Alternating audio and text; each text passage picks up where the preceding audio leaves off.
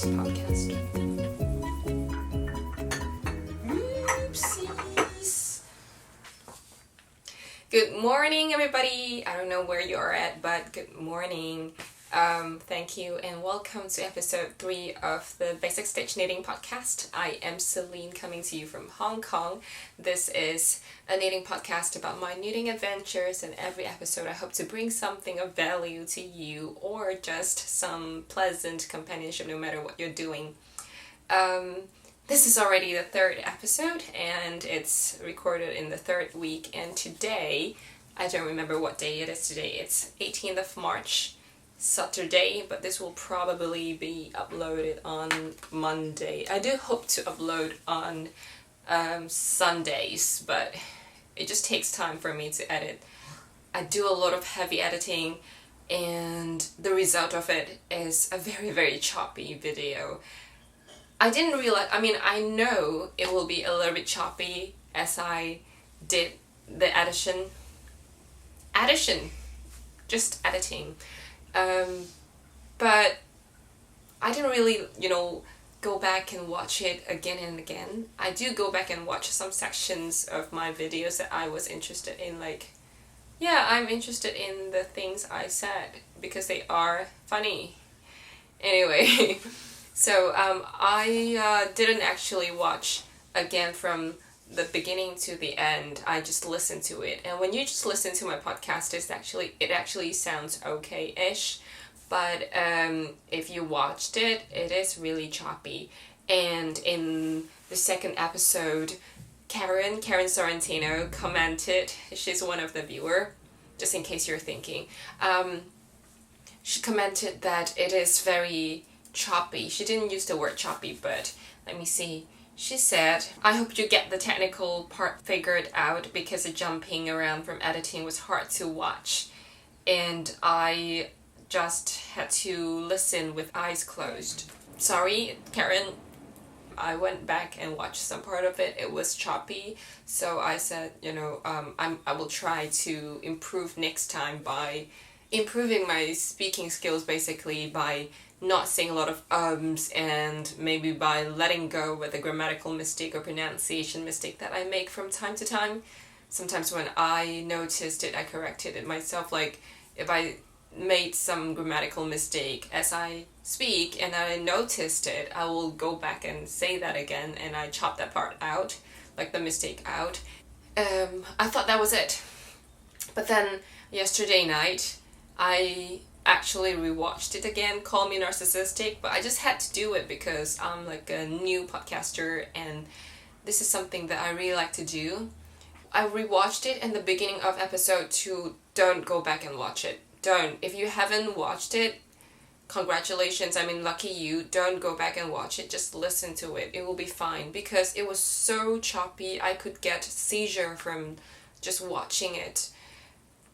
So Karen, thank you for your feedback, and also thank you, because usually when people find that they don't like the editing or any technical issues of a video, they just skip it because there are so many more better knitting videos out there. But instead of just skipping my video, instead of just going to the next video, she chose to close her eyes and keep listening to me.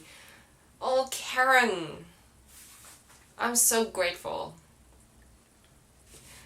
Now, where can you find me? I can be found on Ravelry as OCHYA and on Instagram as basic.stitch.knitting, and now I have a Ravelry group.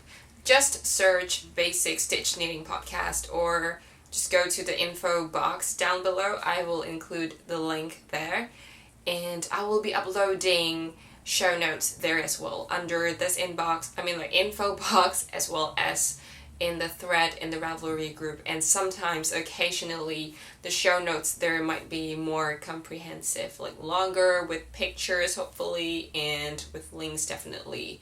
I don't want to cram this little tiny box down here with a lot of words, but for more information, head to there. So, I just opened the Ravelry group yesterday, and now now there are already 9 members, including myself, which is very few people, but still, like, how did you guys find it? Did you just occasionally search basic stitch knitting podcast and found me? I don't know. So thank you for joining already. And right now the Ravelry group actually looks like a house with exposed steel reinforcement and bare pipes and everything. But do come on in and introduce yourself. I will try to make it look more homely and more like a Ravelry group for a knitting podcast, whatever that means. And I'd like to say a really, really big thank you to a lot of people who commented under the videos and also sent really warm messages to my Ravelry inbox.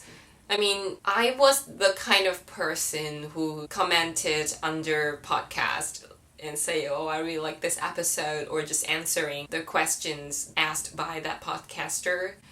But I don't really send private message to them, you know, thanking them or just write a long comment. But people really do that. I was like, thank you. I definitely took my time to, not took my time, but I took time. It means different things. I took time to reply to each one of you, and if I haven't, it is a mistake. I tried to reply to all of you because it's not like I couldn't handle it. I am not like a superstar, because I really don't take it for granted. I really appreciate all of the comments. There's no finished object this episode, but there are whips, which you have all seen before if you have watched the first 2 episodes. And the first one lives in here, live in my dancing awkward polar bear tote. And it's a Selbu Mittens, a pair of Selbu Mittens by the Skein Knits. So this is it. This is not finished because I have not put in the thumb yet. The thumb hole is still here. The first reason is because I didn't really have the time to finish it before recording. The second reason is that I am lazy. And third, I kind of want to do it together with the second mitten. Yeah, this is how it looks. I'm going to put a close-up for this separately, and it looks quite pretty. I mean, what did I say? It looks very pretty. That's what I meant to say. Look at that. Look at the fitting. And of course, this is not the first episode that you watch, hopefully. So pretty, and it feels so good. This is, I'm not gonna lie, it's a little bit too big. It is like this, but to be fair, I think it's fine, seriously. Well, a little bit longer, but I think it's fine. Hello. I'm happy. Well, and I'm going to show you as well the inside of the mittens. The color work inside. This is a paid for pattern by the Skein Knits, Selbu Mittens, and there's a KAL going on in her Ravelry group, so if you're interested, please join, and it ends before the end of March. Hopefully I can join. I mean, I'm pretty slow so far, and I feel like I'm going to suffer from the second mitten syndrome. And because I felt it immediately yesterday, I immediately cast on because I knew I want to join the KAL. This will be like one of the very few KAL that I actually join because I'm a slow knitter and I don't really have a lot of time to knit actually. And this is the fact of life, you know, for me, for like stranded knitting. The yarn, they just, you know, twirl and twist and twist. Yeah. Fact of stranded knitting. Maybe just for me, not for you. So in my awkward dancing polar bear bag, there is a printed pattern. 1 mitten, half finished. newly cast on second mitten, 2 skein of yarn. This is Drops Alaska Anthracite colorway, and this is Drops Alaska either off-white or natural. I believe this is natural. And I'm feeling a little bit worried now because it feels much sturdy here and much like airy here. So I'm not sure if I have enough yarn, especially the white one, for the second mitten. But even if I have finished this, it's fine because I have some other white yarn, so it's fine. May not be Alaska. Is it Alaska? Yeah, it's Alaska. I tend to mix it up with Eskimo because they are both cold place. But this is Alaska, not Eskimo. I hear bad things about Eskimo, so I'm not sure if I'm going to try it. And most important thing in stranded knitting is definitely Post-it. I used it to guide myself through the charts. I'm not going to show you the charts because it's a paid for pattern. There are actually quite a lot of free Selbu Mittens pattern online, and you could definitely get one of them. But the reason why I think it's a good idea to start from Ellie's pattern is because she provides a lot of instructions on how to do it, like not verbal. She wrote the instructions in words. So if you're a beginner with Selbu Mittens and you're not really good at reading graphs, do you call it graph? The chart. If you're not really good at reading charts, then this will be a really good starting pattern, because a lot of free patterns out there, you just go and download them. They only have chart and nothing else, probably the suggested yarn, suggested gauge, and that's it. And a chart. I wouldn't know how to do it, because when I saw like the thumb chart, I was like, how to do it? So if you're new to Selbu Mittens, definitely try out Ellie's pattern. It's worth it. And after the first pair of Selbu Mittens, you can just explore other patterns with just charts. And my second whip's work in progress. If you are not very familiar with the annoying short forms in the knitting community, I know some people are annoyed by that, but I'm not. I like it. I like jargons. Just kidding, I don't like jargons, but yeah. So here, I'm going to put another like close-up for it as well, so that you can see it clearly. Last time I showed it in my first episode, I believe. Yeah. And at that time it was just a pair of foxy ears. Is it? Yeah. But this time it definitely has grown into a bunny. Let me try to make it a bunny. Can I? No. What is this? This look like another dog? Maybe I should do it like this. I'll just hold it. Doo-doo! I'm looking at the mirror behind the camera. So yeah. Does it look like bunny? It still doesn't look like bunny. It looks like some wild animals in Africa. I don't know. So I don't know when I will finish this. I will definitely want to finish this. It's not like I don't know.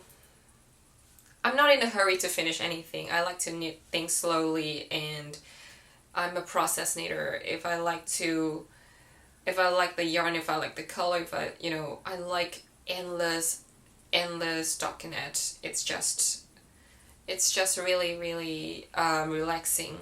Excuse myself from knitting, and excuse myself from not looking into the camera from time to time, because I just started and I couldn't stop and I didn't want to stop. And I'm not one of those knitters who can actually talk without looking at your knitting product, but I am trying. Can you see? I'm trying. I am trying. Oh God, I almost slipped a stitch. But the reason why I would like to finish it ASAP is because I would like to start another project as well, because now I'm going to talk about the WOWKAL. I'm not sure if you're aware of, but there is an ongoing 6-month long Wonders of World. Is it Wonders of World or Wonder of the World? Wonders of the World Knit Along on YouTube and Ravelry. And 6 podcasts are hosting the knit along, and it starts with Australia stroke New Zealand, February Africa, March Asia, April Europe, May North America, and June South America. So this is March. Thank you very much. So this is Asia month this month, and I am so lucky to be invited by Fatima, who is the host of the Knit Knacker Natters podcast. The Knit Knacker Knitting podcast is the host for the Asia month. After recording the 2nd episode of this podcast, Fatima reached out to me and invited me to contribute to the Asia scene because I'm from Hong Kong, which is in Asia. And I was so happy that she thought about inviting me. She also gave me a shout out in her podcast, which directed people to my podcast. Thank you, Fatima, and thank you those people who told me that they were directed to my podcast from the Fatima's podcast, the Knit Knacker Natters podcast, which is like tongue twister of the century. Because, you know, you always want to know those information, like where people come from, whether they like it, and, you know, I just appreciate that kind of information. I just saw a mosquito. I touched it and I didn't kill it. Anyway, if you're vegan, I'm sorry, but I don't believe in the existence of mosquito. In fact, there was actually a report that mosquito doesn't have to exist. People are always saying, you know, the death or the extinction of one species, no matter how lowly or small it is, will always upset the whole ecosystem. But a friend of mine actually told me, I have not read the report yet, but he said there was actually report saying, you know, the extinction of mosquito definitely doesn't matter. Sorry for the tangent. But I'm like one of those people who are always loved by mosquito. That's the story of my life. I don't know what happened. But after not eating meat, actually, the problem has actually lessened so much. So if you're like me, if you're always bitten by mosquito, maybe try quitting meat. I heard that, you know, because the meat actually makes your blood very acidic and mosquito loves it. I don't know. There are so many different theories about why mosquito prefer some people to others. So let's continue to talk about fiber arts instead of the extinction of an entire mosquito population. So that actually made me curious about the fiber art scene in Hong Kong. But at the same time, I wasn't sure what I could contribute to the Asia scene because I said to her, Hong Kong is actually a very corporate place. I don't see people knitting publicly, and I don't know anybody who knit. And as I said before in my previous podcast episodes, I don't find the fiber art scene so exciting in Hong Kong. It definitely cannot be compared to anything that's happening in England or the States or Australia or everywhere else, like Japan. To me, I'm just a knitter who stays at home and knit away because I'm lazy to go out to explore, and second of all, I don't even know where I could explore. It just forces me to get my thinking cap on, and basically my thinking cap is equivalent to Googling. I don't even think. So I googled fiber art scene in Hong Kong, whether there is a yarn dyer in Hong Kong. I do know there is a natural yarn dyer in Hong Kong who is a Japanese lady. I have yet to get in touch with her. I have yet to buy any yarn from her. I've also heard of some new local yarn store in Hong Kong, which I believe is really cool because they take a very aggressive marketing approach and is quite different from the traditional yarn store in Hong Kong. And I hope that actually represents a new movement in the new movement to the direction of yarn, like fiber arts movement in Hong Kong. Did that make sense? It was meant to be a very pretentious artsy sentence, but I think I botched it. So anyway, I definitely hope to show you guys the traditional yarn store in Hong Kong, which are usually covered with yarn all over the wall, which are like super cool. But a lot of time they're quite private. They don't really like you to film or take photos inside. I talked to some other recently and she confirmed that they don't like it. And also, I usually am not very impressed with the yarn that they stock. What I know is that there is a Hong Kong kniters group on Ravelry and they gather every Saturday and every Wednesday at night, I believe. At least for the Wednesday one, they gather in a Starbucks and knit away, which sounds very interesting and I kind of want to join them, but I have not so far because I'm just lazy. I'm not shy at all. I'm just very lazy actually. After work, usually I just want to go home immediately. Last Wednesday, when I finally made the decision that I wanted to go to the Wednesday meetup, I needed to work OT overtime, so... But I went home and looked at my Instagram account. I saw a post by a local yarn store in Hong Kong and it says Thursday midnight 7 p.m. to 9 p.m. And it was actually quite close to where I work. So I was like, this is fated. I'm going. And I went. So the name of the yarn store is called Yarn in the Works and it takes a little bit of hike up to the yarn store, which is fine for me, and it's a very beautiful place. I arrived there at around 7 and it was dark outside but so bright inside the store. Everything else was kind of closed and it's just a really cute feeling. It's so pretty inside and I walked in and saw some people there. It's quite different from the traditional yarn store I described before. It is a yarn store that carries some of the more exclusive yarns or expensive fancy yarns, and there are some Debbie Bliss as well, and at least 2 brands that are made in Hong Kong or Hong Kong based yarn.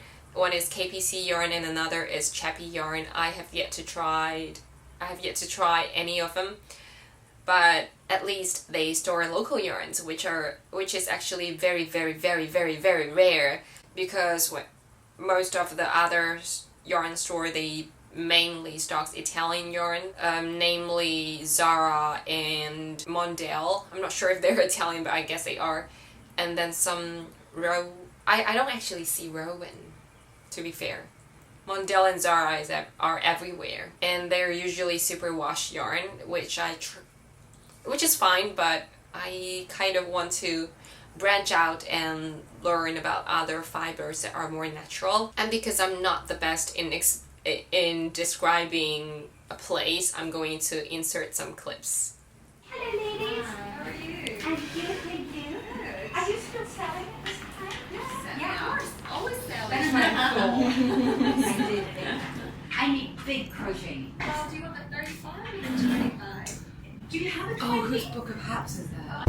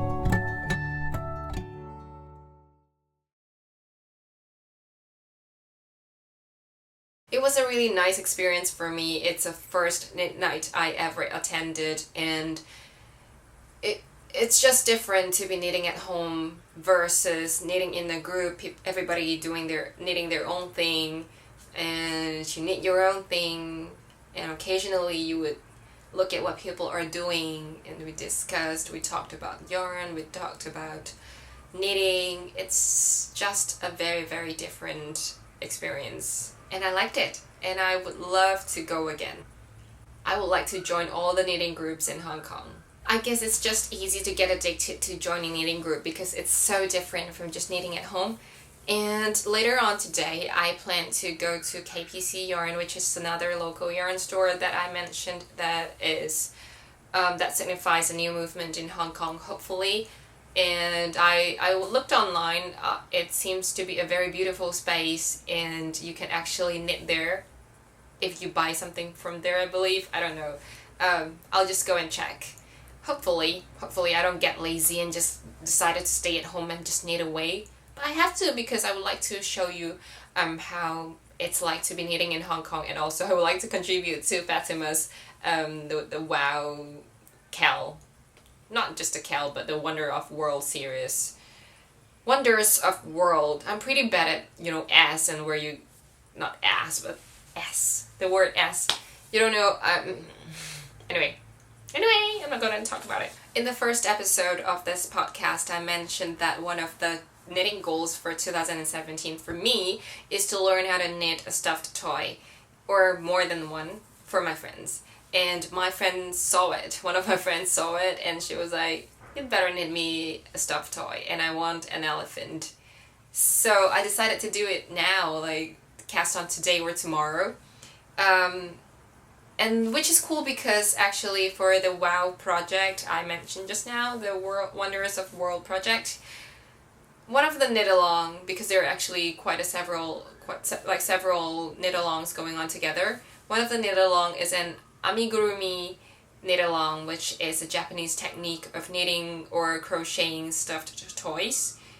And I'm not sure if every single stuffed toys like that you knit or crochet can be called amigurumi, but amigurumi sounds cute. I don't know, but hopefully it does. But anyway, this is the yarn that I chose. This is actually Cedar Heart and Soul, which I used to knit another pair of socks before. It wasn't a pair of short socks, but then I still got quite a bit left. So this is actually a really good yardage, Cedar Heart and Soul sock yarn, and it has blue and lighter blue and some white and some really dark navy that is as dark as almost like black. I think this will be a good color for a project that my friend wanted because she specifically requested elephant, and I'm still choosing between two patterns, which is Mini Elephant by Anne Marriott. Sorry for the sound of the paper, which I love. And then the second one is the Elefante by Susan B. Anderson. They both look cute, and I guess my friend should probably choose it herself. I will ask her today which one she likes so that I can cast on ASAP. This is a really nice color choice because, first of all, elephants comes in gray and blue hues, I believe. At least that is what I saw in cartoons. And second of all, I mentioned before that I would like to join the You're My Hero KAL by the Bakery Bears podcast. And my color would be blue and white because I chose Matilda. And this one has a lot of different shades of blue, which is perfect, and it has white as well. So the friend I'm knitting for is not necessarily my hero, but I'm still really happy to knit for her. Love you, Christine! Or Teen. She's like really nice. I asked her for feedback and she actually watched the whole thing without speeding up. She didn't know she could speed up. And just type really long comment like what's good and what's bad, what could be improved. They're really helpful. And I forgot to mention the tea I'm having today. It's again not tea but some infusion, and it is some licorice infusion.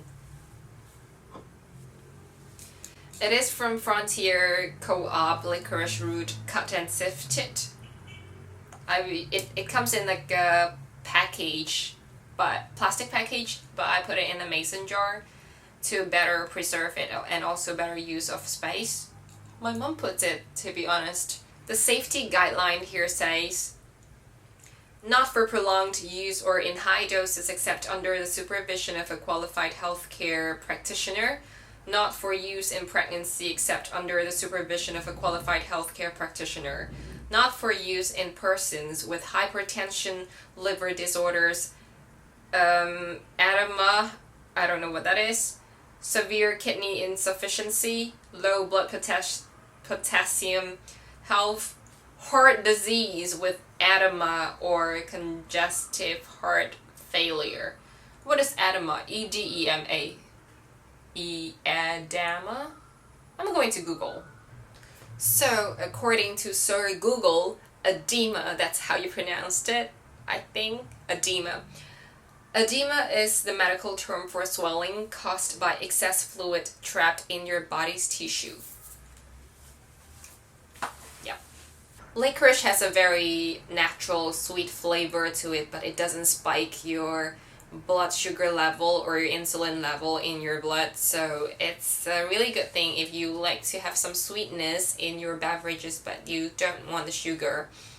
It's not like the kind of sweetness you get from sugar. It's another kind of sweetness that you can taste it when it's like when it flows to the side of your tongue and the throat, if it makes sense to you. And it stays sweet for a long time. It has a very strong aftertaste, a pleasant aftertaste, but for some people it might be some kind of acquired taste. And according to the very reliable WebMD, and who my friend said, if you feel unwell and if you go to WebMD, you definitely feel like you're really, really, really sick. You're way sicker than what you actually are. Anyway, so it says, many licorice products, quote-unquote licorice products, manufactured in the US actually don't contain any licorice. Instead, they contain anise oil, which has the characteristic smell and taste of black licorice. I'm not sure about the licorice you get from Scandinavian country. They're very good, I love them. But read your label if that's what you care about. So that's it for today, but before ending the video, I'd like to say big thank yous, because that's a lot of thank you, to people who left comment under the videos and also sent a message to me through Ravelry, PMing me. I am really, really grateful. So I'm going to give some shout out to you guys, to Narita, to Elaine, who reassured me that my videos aren't too long for her. Thank you. Marie, and I'm Yarn Inspired, Happy Knits, 123 Indigo Star, Becky, Linda, Barbara from The Knitting I Love, Jackie, M-Man, Karen, Sarah from Hello Grace podcast, Candice, Sonia, Margaret, Maria from Stitched in Sweden podcast, Doreen, Felicia, and Lulovs, Little Drops of Wonderful, Dorothy and Claire, who are my personal friends, and just big thank yous to you guys, and sorry for looking at my phone because having to memorize the names are too much, right? I mean, anyway, big thank you to you guys, and I hope you enjoyed this episode. I know it's a little bit sporadic and it's not very organized, and I didn't even show you a lot of knitting objects. And thank you for watching this, and hope to see you guys soon. And if you have enjoyed this episode, you can choose to click the like button, leave a comment, subscribe, and join my Ravelry group, or follow me on Instagram. There's so many ways you can get in touch with me. So thank you very much, and see you guys later. Bye bye.